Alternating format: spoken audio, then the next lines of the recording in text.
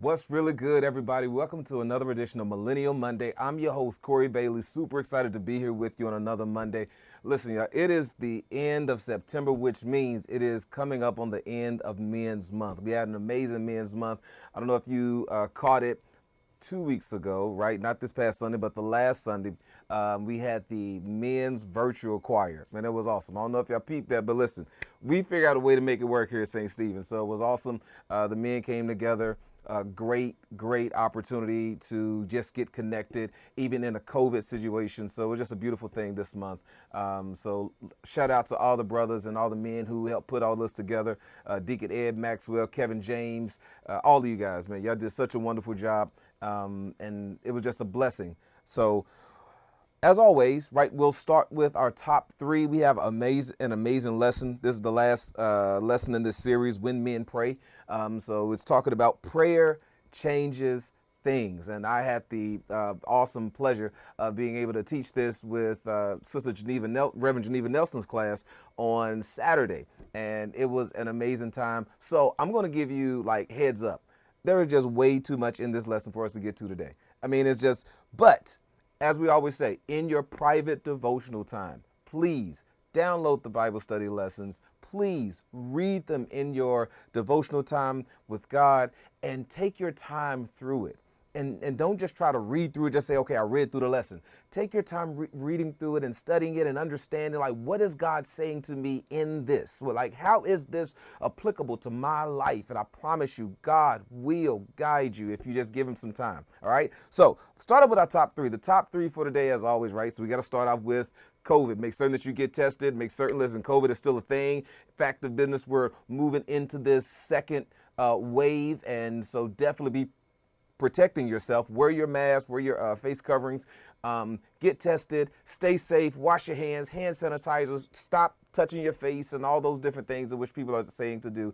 But then in addition to that, stay socially distant. And if you don't have to be in crowds, then just don't chance it, right? Just especially if you're in that high risk group, just stay away from those crowds and do the best you can with things online and try to order things in order to get things to your house. And if in the event you have any trouble doing all that stuff, here's something that you should know, that St. Stephen's is always here to help. And if you can't, just reach out to our Family Life Center and we'll most certainly do something, try to help in any way, form, or fashion. If we can't do it, we'll try to get you connected with a resource that can help. All right, so that's one. All right, definitely make certain that you are doing what you need to do in reference to COVID.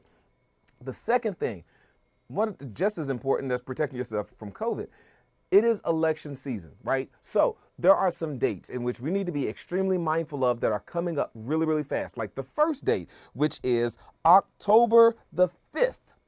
October the 5th is the deadline for voter registration. So if you've not registered to vote, and it is so easy now, register to vote. You can go online, especially if you got Facebook. I know everybody in the world almost got Facebook, right? There are some people that don't, but if you got it, Facebook or Instagram, it is right there as a header, and they're always saying register to vote. It's easy, it's easy, it's easy. Maybe you're old school, you don't like all the internet stuff, and you don't want to go to KentuckyVotes.org, you don't want to go When We All Vote, or Vote 411, you don't want to do any of that.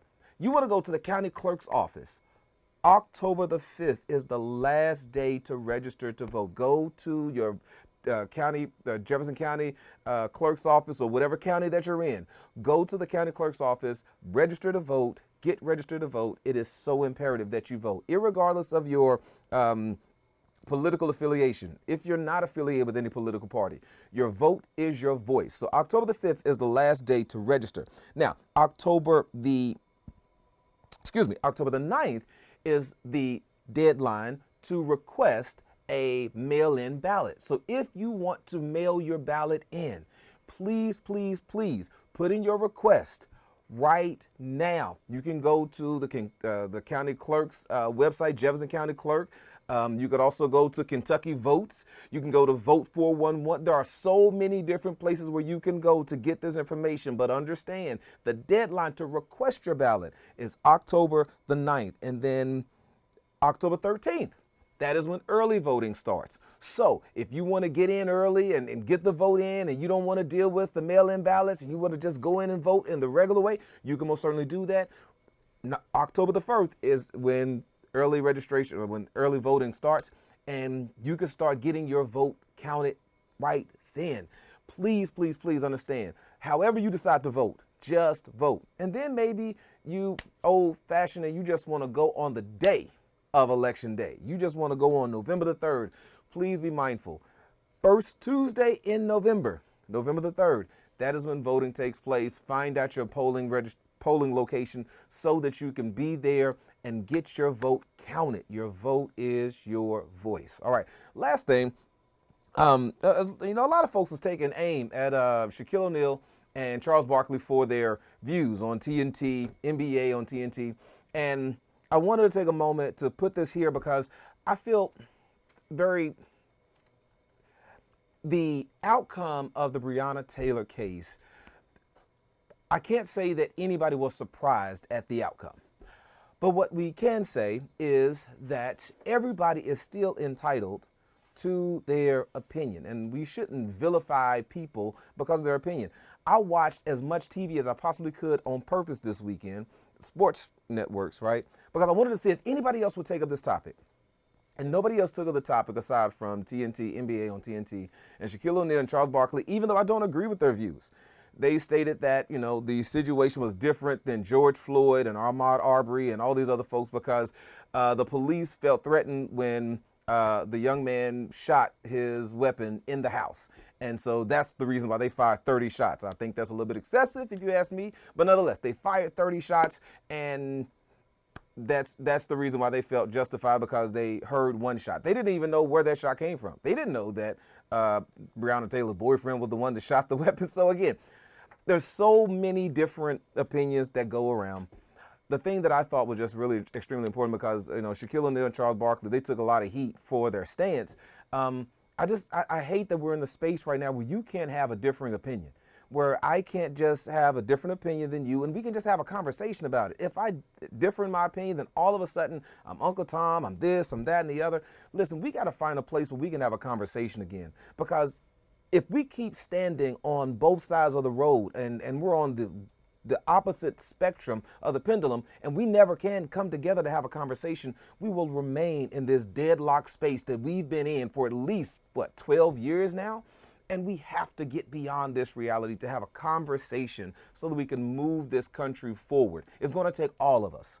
And especially now that the conversation is being had around black and brown people from the perspective of how policy is affecting black and brown people in a disproportionate way, especially when you start thinking about the voters' rights, and when you start thinking about gerrymandering, and when you start thinking about bail bondsmen, and how poor people are demonized and criminalized because they just can't pay to get out of jail. It isn't that their crime was so heinous. It was just the fact that they don't have the money to get out of jail. When you start thinking about how black and brown people are disproportionately affected because they don't have health care, and you have a pandemic, and then the pandemic is showing these realities, and then you have people in office that are trying to remove these benefits of people. I mean, it's just crazy. That is the reason why it's so important for you to vote, but then also it's so important for all of us to have the conversation, and let's start pushing the envelope. Listen, do not stop standing up. Do not stop your protest. Do not stop standing up, putting your fist up and speaking truth to power.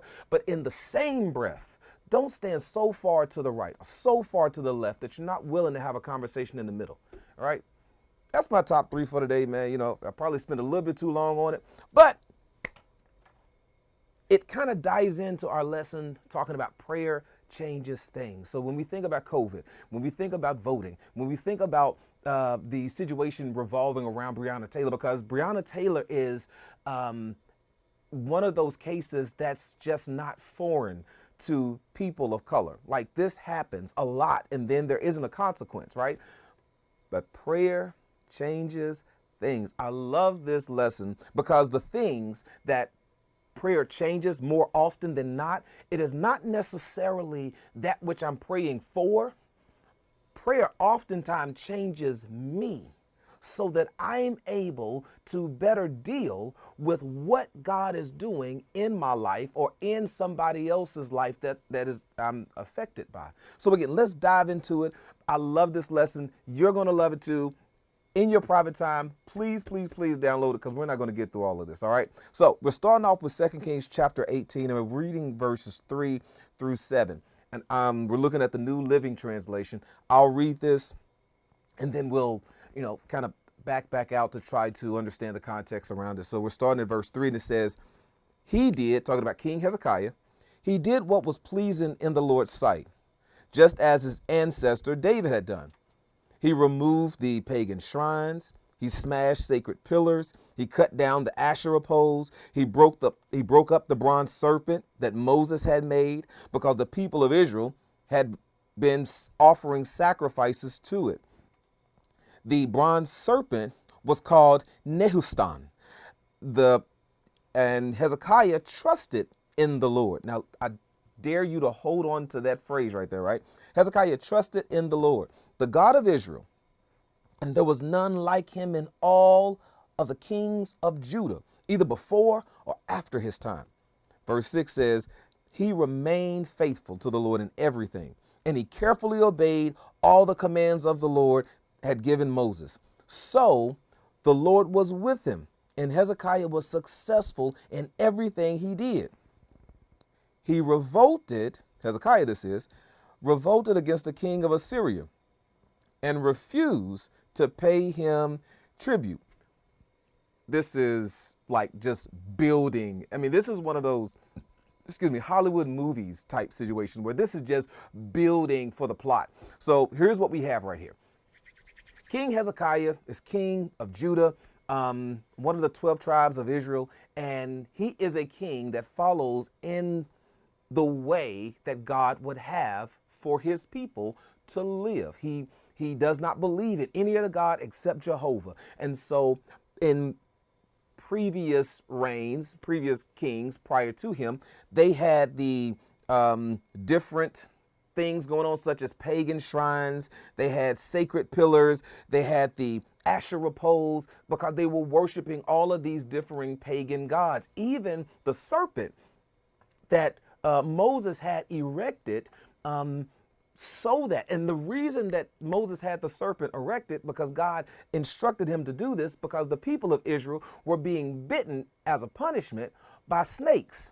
And the only way that they would be relieved from all of this pain and anguish is that Moses had the pillar of a serpent erected. And when they bowed down to the serpent, that is when they looked to the serpent, that is when the snakes would subside, and all of those the bites would, be comforted. And so they looked at that moment and they said, oh my God, we have another God that we can worship, because if it wasn't for this God, then the serpents wouldn't have subsided. And they just missed the reality that God gave you the tool. He is giving you the resource, but he is ultimately the source. And they were just doing everything that they wanted to do. And oftentimes that happens, right? Because, when life happens and things are going well, if you're not careful, you'll find yourself in a situation where you're placing things in the place of God. And this is what is happening right here, right? This is where the Israelites, they had started placing things in the place of God. So when Hezekiah became king, Hezekiah said, listen, here's what we're going to do. We're going to tear down all these pagan gods. We're going to tear down all these shrines. We're going to tear down all of these different things, because I want to make certain that Jehovah is lifted up, that Jehovah is King of Kings and Lord of Lords, that Jehovah is the only God that we worship. And he pushed his people to understand. And that's why the Bible said that there was none like him in all of the other kings of Judah, because he was so adamant that that Jehovah was going to be praised. In verse 5, we see here, let's remember this, right? He trusted in the Lord. Now, this is extremely important, because later on we're going to see him have a change of tune. It's easy to trust in God when things are well. But in verse 6, he remained faithful to the Lord in everything and carefully obeyed all the commands. Verse 7 says, so the Lord was with him, and Hezekiah was successful in everything he did. Because that's like one of the key signs to know that God is with you, right? Success. That's what everybody thinks. But I dare you to challenge that notion, because it isn't just when things are going well that you know for certain that God is with you. It is also when things aren't going so well. Fact of business, God does his best work in the dark. You ever think about that? When God created the heavens and the earth, It was total darkness.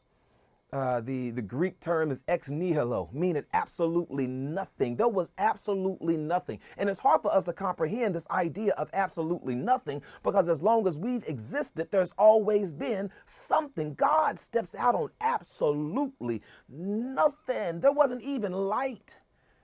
And God spoke and there was light, because God does his best work in the dark. Somebody who is watching me knows that you've been going through a difficult time, or probably you've just been delivered from a difficult time. And you know that it was God that delivered you from that dark moment, because God does his best work in the dark. And that's when you got to trust him. It's easy to trust God when things are going well, but man, when I'm talking about when things get dark, when things get heavy, when you lose the job, when you lose the house, when you lose the car, when you lose the family member, when things really get dark and there is nothing or nobody that can help you get over. Because see, there are some things that you can get over, but then there are some things you got to get through. And God says, not only will I be with you, but I'll be with you always, even unto the end of the world. I'll be with you through and through. And when things are well, the Bible says Hezekiah trusted him. He was successful in everything he did. And shoot, man, I tore down all this. I did this, I did that. He was successful. But I want you to watch something. In year 14, we're in verse 13 now. Text says, in year 14, the 14th year of Hezekiah's reign, King Sennacherib of Assyria came and attacked the fortified towns of Judah, and he conquered them. Now, here we go, right? Here we go. Now, he was successful in everything he did, but now 14 years later, let's fast forward, right? So he was successful in everything he did, but now here comes a true test. He gets they come, they attack the city, and they get conquered. King Hezekiah sent a message to King Assyria of Lachish. Now listen to this. He says, verse 14, I have done wrong. Now what did he do wrong? He says, I did wrong, and I will pay you whatever tribute money. Let's pause right there. Because, see, the tribute money is money that is paid in this perspective that the king of Assyria is a god. And so, therefore, they were paying the king of Assyria a tribute, because in similar fashion to like Pharaoh and you think of King Herod and different folks, right? They didn't just look at themselves as just being a king. They looked at themselves as being a god of some sort. And so you pay tribute, you give. And if you ever want to show, you ever want to see how silly people can get, start messing with their money. Now, here it is, King Sennacherib, he allowed this to go on for like 14 years. And he said, oh, so you're going to be bold and you're not going to pay me my money. Here's something even worse. The Bible says that he was successful, talking about King Hezekiah, was successful in everything he did, which would suggest that he was doing well for himself. He was making a little bit of money and things were going well. If you ever want to see somebody get silly, like we said, right? Not only owe them some money, but owe them some money and then let them see you go buy something with the money that you owe them. I promise you, listen, you ever want to see somebody say, now, wait a second, now, how you going to go and buy and you owe me?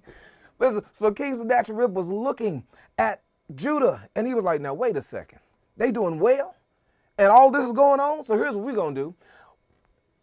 We're just going to come and take it. We're going to come and we're just going to take everything. So verse 14, King Hezekiah, they get overcome, they get conquered, and they're not asking anymore. They're just taking it. King Hezekiah says, listen, man, listen, I've done wrong. I'll pay you whatever you want. You can have it. Listen, look, whatever money you demand, if you just will only withdraw, if you will lighten up, if you would just give me a break. If you just, I'll do whatever, man. Just give me a break. And so here's where you got to go back to verse 5, and you got to say, now, wait a second. I thought he trusted the Lord. Because, see, if I trust the Lord, then I'm not going to make a compromise when things get tough. And here's where the enemy, and this is where it gets applicable for you and I, right? Here's where the enemy wants us. The enemy wants us in those moments when it gets tough, when the unemployment benefits get cut, when the significant other decides that they want to step out of the relationship, when you have things happening on the job that you know that aren't right and they're asking you to do some things, or better still, when the money ain't right and you're thinking, well, maybe I can do something extra in order to get a little bit, and you know that ain't what God would have for you to do. Here's where the enemy wants you. The enemy wants you in that space, because it is there that the enemy can begin to start speaking these sweet nothings in your ear and start telling you to do things that you know is not pleasing in the sight of the Lord. Watch this. Watch this. He says, I'll do whatever you want me to do. And here's what the king said. I want 11 tons of silver and 1 ton of gold. Now, here's what King Hezekiah had to do. Now, when you read this and you just think about this, you know for certain that these are things that are not pleasing in the sight of God. Watch what he had to do. To gather this amount, King Hezekiah used all the silver stored in the temple of the Lord. Now, I mean, that I don't even have to go into that to really speak to the reality. That probably is not pleasing to the eyesight of the Lord, because that is money that God is the ministry is to be used for the advancement of God's agenda. Right? I mean, that's where all of money, when it's collected and all those things, that's how that's supposed to. So like when you give tithes and offering, it just feels great to understand how the church is ministering to the masses, how you have the COVID testing sites and you have the ministry to the seniors and you have all the things that are going on. And even in the COVID situation, folks are still reaching out with conference calls and still trying to get connected. You see the ministry working in spite of. You're not just giving just to some person so they can live lavishly. So here it is, King Hezekiah took all the silver from the temple. But it didn't stop there. It was also everything that was in the palace treasury. Didn't stop there. Verse 16. Hezekiah went so far as to strip the gold from the temple doors and even from the doorpost that he had overlaid with gold. And then guess what he did? He didn't give it to the poor. He didn't go and help somebody. Bible says that he gave it to the king of Assyria. Now here's where this gets problematic, right? Because the king of Assyria, if he's king, then he already has a boatload of an abundance of anything that he wants. And to make it another, to go another further, this king of Assyria, Sennacherib, he has conquered Judah. So he could take whatever he wanted. And then to make it even worse, he wasn't even satisfied with what he gave him. So here it is. King Hezekiah gave everything. He gave him everything that the temple had. He gave him the doorposts. He gave him the doors and all that. He just gave it all to him. And even after that, watch what he says in verse 17.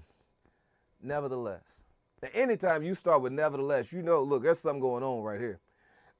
Nevertheless, the king of Assyria sent his commander-in-chief, his field commander, and his chief of staff from Lachish with a huge army to confront King Hezekiah in Jerusalem. And the Assyrians took up position beside the aqueduct that feeds water into the upper pool near the road leading to the field where cloth is washed. And then verse 18 says, they summoned King Hezekiah, but the king sent these officials to meet with him.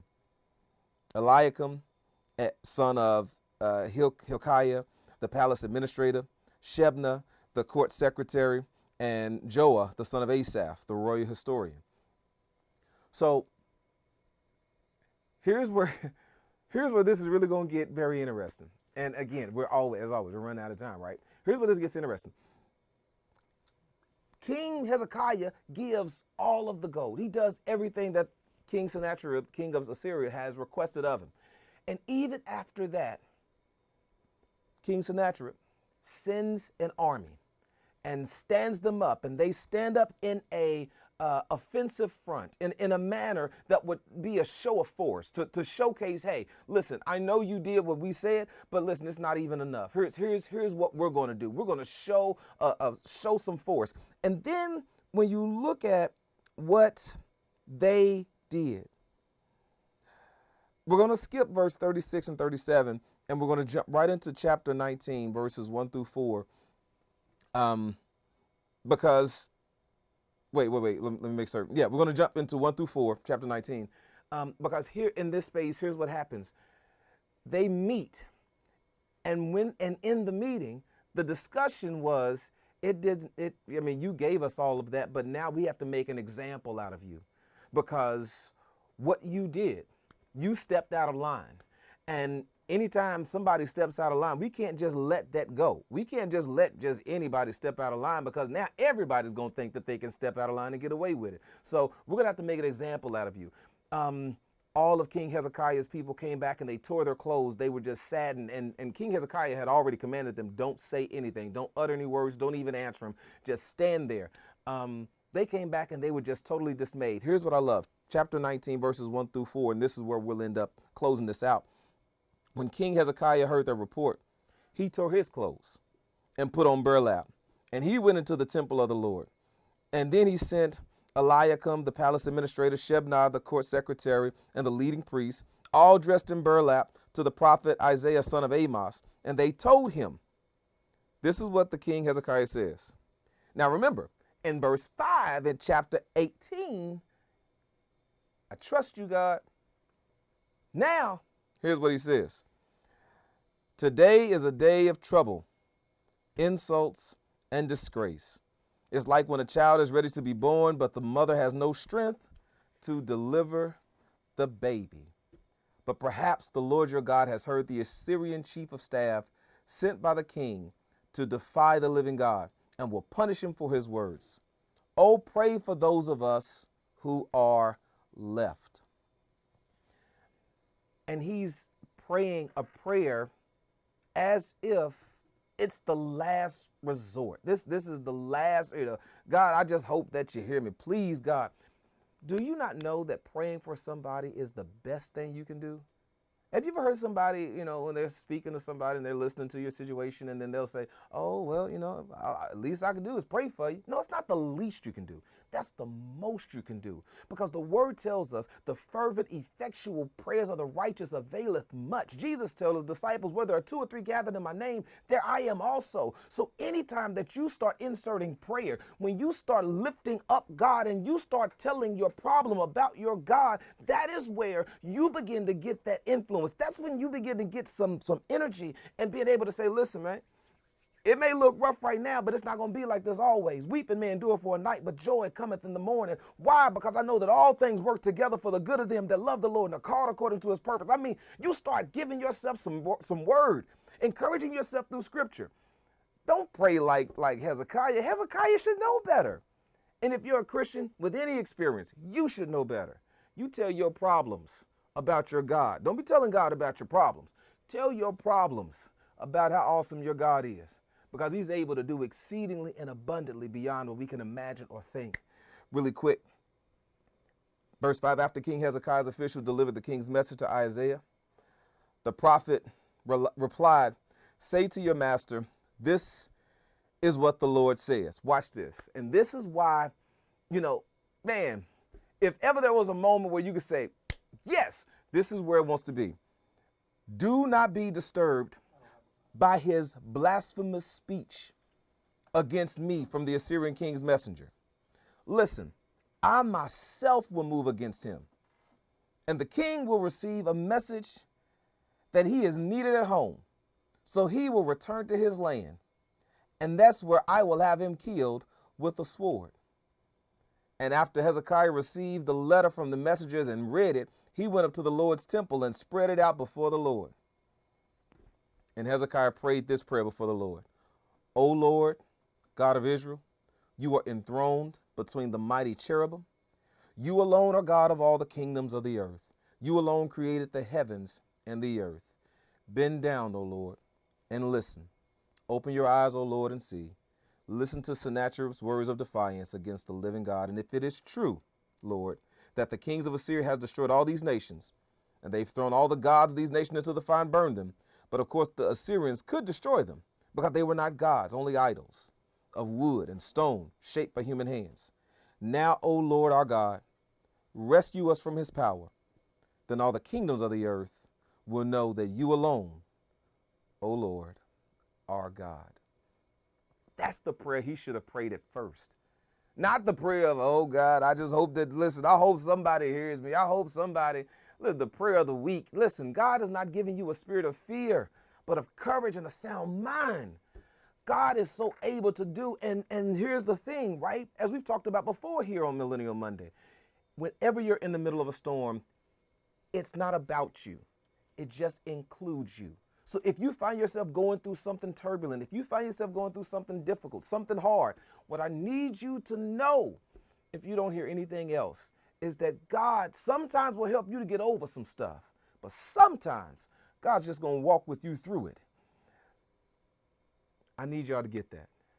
Prayer changes things, but don't get caught up in thinking that the things are what you're praying for.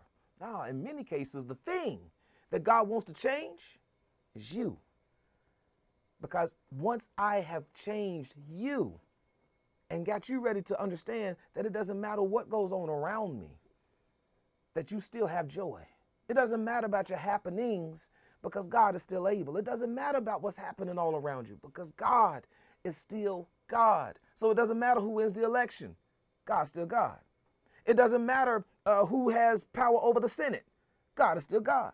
It doesn't matter how many times you redraw the district lines. God is still God. And it also doesn't matter how many times you try to pull voter rights or how you try to talk about things and relitigate things to make it seem like it's okay to shoot black and brown people who have nothing in their hands. It's okay because here's what, God is still God. And what we know is the battle is not ours. The battle is his. So if there's anything that we can do, we stand on that word and we stay encouraged and we stand, keep marching, keep pushing the envelope, keep being out there, keep pushing. But as you're doing this, man, just be mindful. Listen, you don't have to burn stuff down. You don't have to tear up this. You don't have to do all that. Here's what you do, though. Vote. Get registered. Vote.